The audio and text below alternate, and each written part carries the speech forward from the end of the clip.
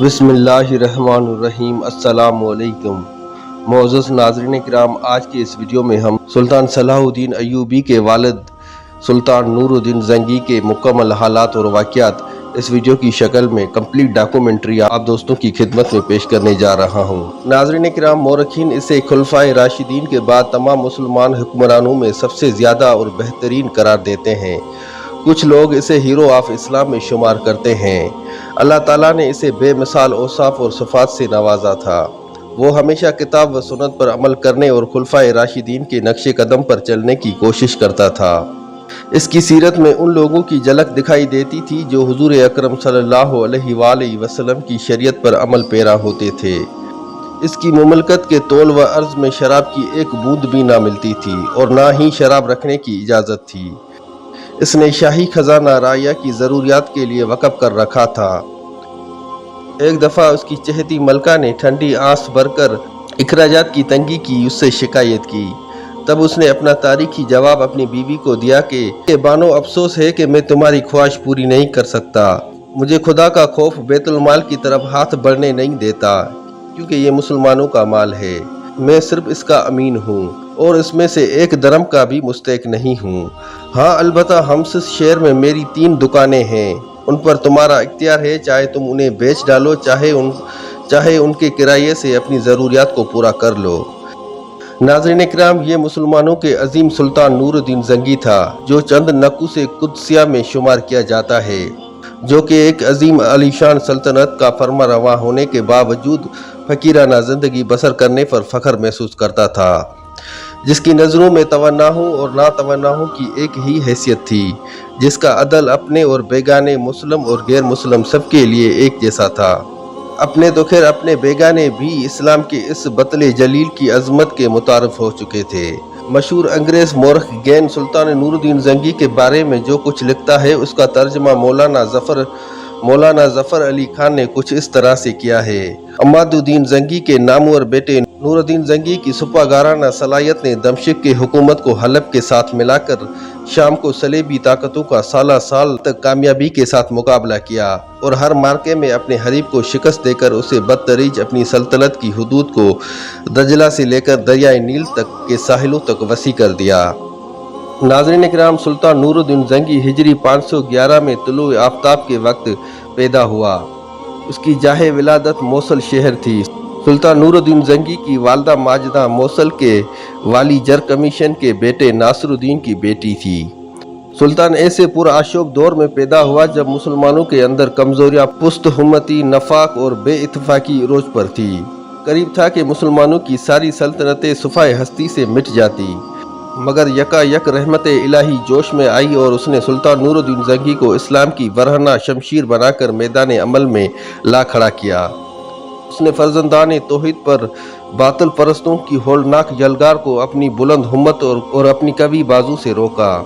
مصر کی کمزور اور فاطمی خلافت کا خاتمہ کر کے اس پر گندگی کو دور کیا، جو کہ وادی نیل کی عظمت کو دیمک کی طرح چاٹ رہی تھی، اور پھر ایک ایسی عظیم قوت کی بنیاد ڈالی جس سے تمام یورپ کے اوپر لرزہ سا طاری ہو چکا تھا۔ سلطان عماد الدین زنگی کے بعد اس کے 2 بڑے بیٹے، یعنی کہ سلطان عماد الدین زنگی کے بعد اس کے 2 بڑے بیٹے سیف الدین اور نور الدین کے درمیان اس کی سلطنت تقسیم ہوئی۔ وہ اس طرح تقسیم ہوئی کہ موصل شہر پر سیف الدین حکمران رہا، جبکہ حلب پر سلطان نور الدین زنگی کی حکومت تھی۔ سلطان نور الدین زنگی کے باپ عماد الدین زنگی نے نصراتیوں پر حملہ آور ہو کر اپنا شہر الروحان چھینا تھا۔ الروحان کا حکمران ان دونوں جوسلین تھا، جو کہ بھاگ کر ایک دوسرے شہر تل باشر کی طرف چلا گیا تھا۔ عماد الدین زنگی جب شہید ہو گیا، تب اس جوسلین ثانی کو مسلمانوں کے خلاف کام کرنے کا موقع مل گیا۔ اس نے ایک بہت بڑا لشکر جمع کیا، مسلمانوں کے شہر الروحا پر شب خون مارا اور مسلمانوں کے محافظوں کو رونتا ہوا شہر کے اندر داخل ہو گیا۔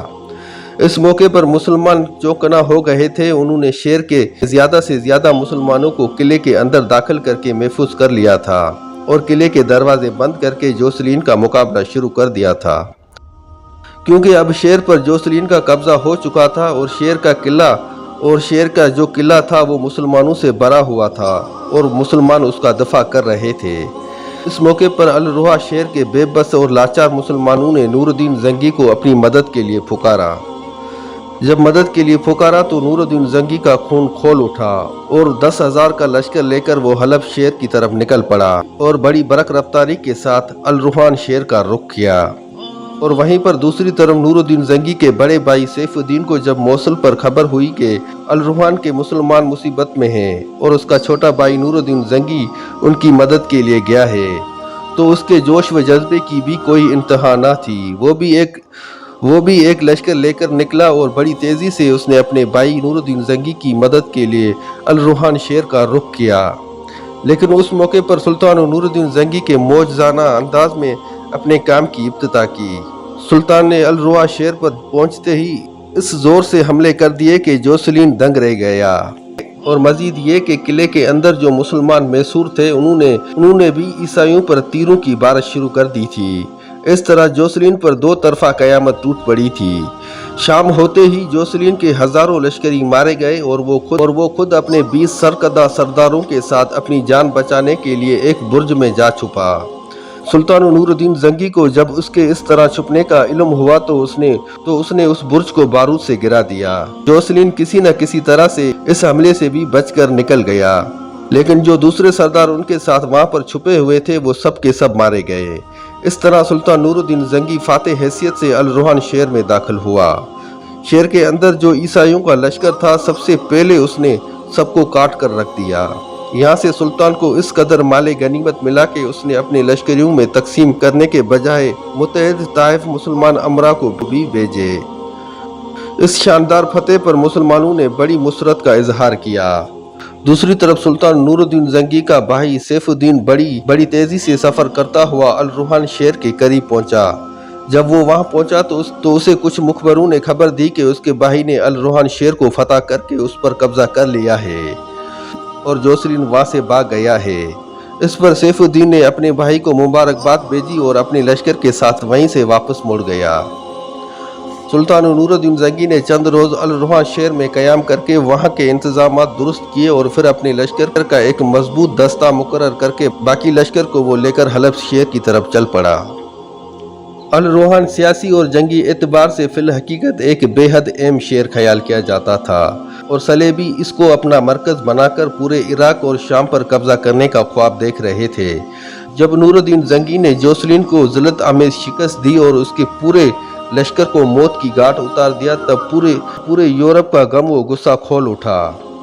यूरोप की हालत उस वक्त मजीद खराब हो गई जब अल रुहान शहर के पादरियों का एक गुरु फरियाद लेकर पापाए आजम की खिदमत में हाजिर हुआ और अल रुहान शहर की दर्द भरी दास्तान सुनाई। कहते हैं कि उन पादरियों से ये दास्तान सुनकर यूरोप की आंखों से अशक रवाना हो गए और उसने ऐलान कर दिया कि अर्ज़ मशरक के ईसाइयों की मदद करना खुदावंद मसीह की तमाम नाम लेवाहों का फ़र्ज़ अवलीन है।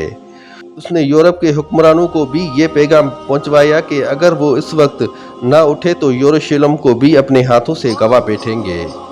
पोप का ये फरमान गोया सलेबी जंग का ऐलान था जिसने सारे यूरोप पर ज़बरदस्त हिजान सा पैदा कर दिया था। लिहाजा मुसलमानों पर हमलावर होने के लिए यूरोप की सारी कुव्वतों ने बड़े जोश व खरोश से हथियार उठाना शुरू कर दिए। उन्हीं दिनों में यूरोप में एक राहिब उठ खड़ा हुआ। ये बड़ा शोला बयान था और तकरीर करने का खूब फन आता था। इसने अपनी तकरीरों से मुसलमानों के खिलाफ पूरे यूरोप में एक आग लगा कर रख दी थी। इस राहिब का नाम सेनेट बर्नार्ड था और ये बरगंडी का रहने वाला था।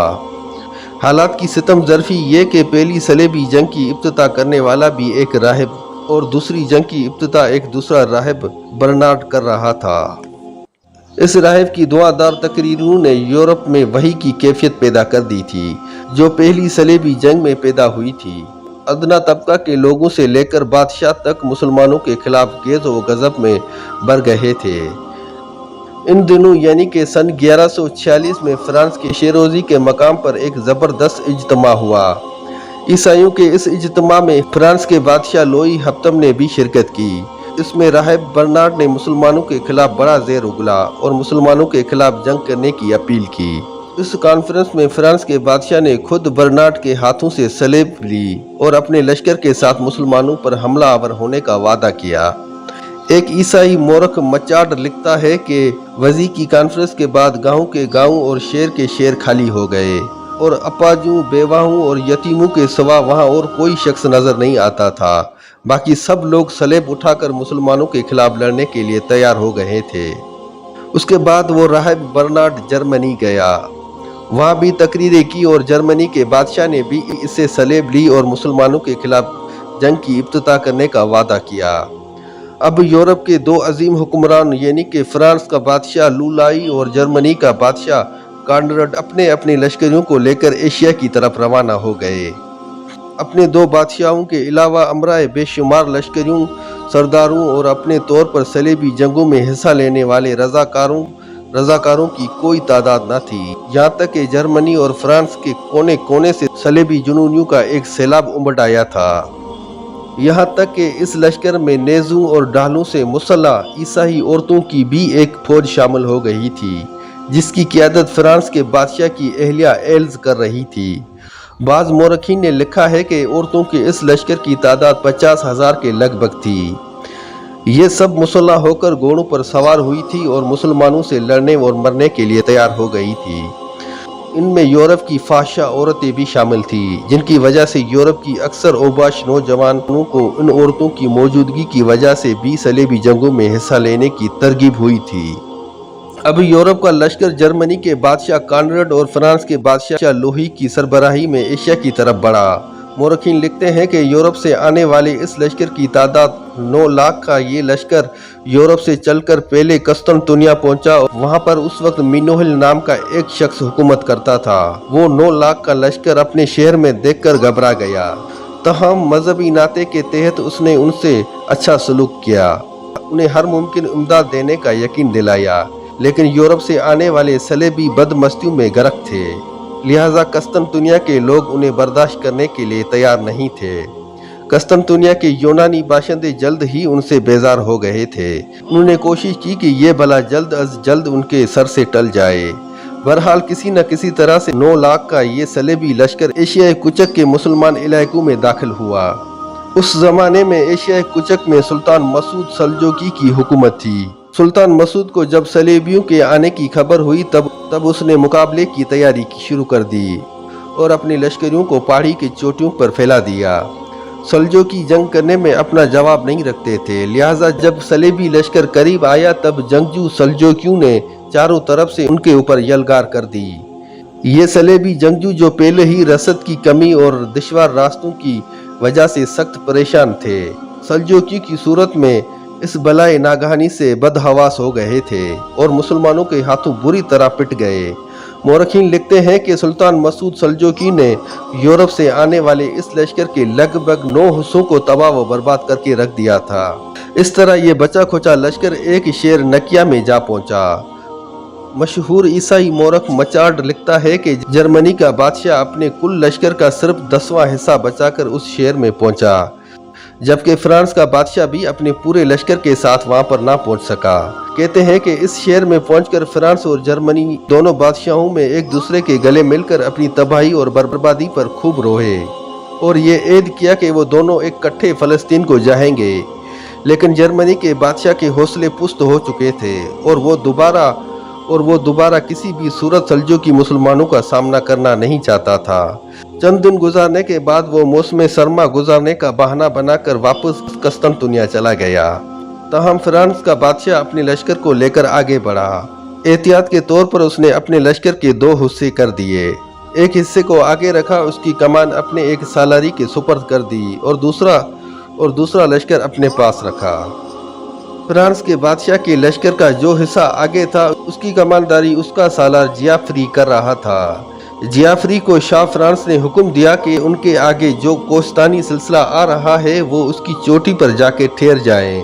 لشکر کے اس اگلے حصے میں فرانس کے بادشاہ کی ملکہ ایلز بھی سفر کر رہی تھی، لہٰذا اس نے جیافری سے اصرار کیا کہ ہمیں سامنے نظر آنے والی سرسبز و نشیبی وادی میں قیام کرنا چاہیے، کیونکہ وہ دور سے بڑی ہی خوبصورت دکھائی دے رہی ہے۔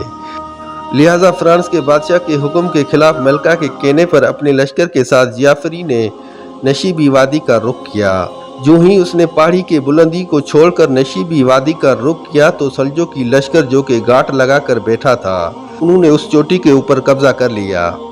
पिछले हिस्से की क़यादत क्योंकि खुद फ्रांस का बादशाह कर रहा था, लिहाजा उसको उस वाक़ये की खबर ना हुई थी। चुनाचे उसके सालार जियाफरी ने कोहिस्तानी इस सिलसिले की चोटी पर क़याम करने के बजाय नशीब वादी की तरफ बढ़ने का फैसला कर लिया। वो इत्मीनान से उसी कोहिस्तानी सिलसिले की चोटी की तरफ बढ़ा। जो ही ये लोग सल्जोकियों की जद में आए तो वो अल्लाहु अकबर के नारे बुलंद करते हुए उन पर टूट पड़े और हजारों सलेबियों को गाजर मूली की तरह काट कर रख दिया।